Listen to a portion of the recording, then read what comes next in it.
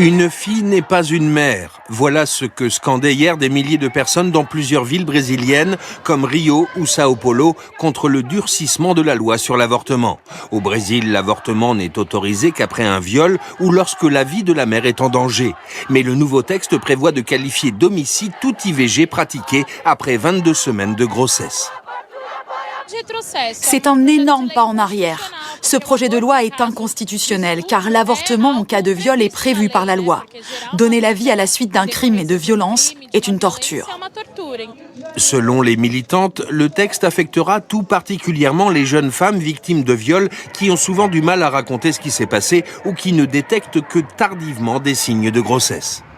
Sous la pression des députés conservateurs, le texte a été envoyé directement à la Chambre des députés sans avoir été débattu en commission, ce que condamne la gauche et les mouvements progressistes.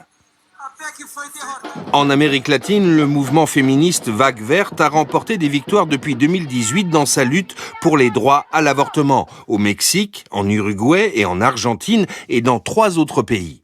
Mais le droit à l'avortement reste très limité dans de nombreux pays sud-américains.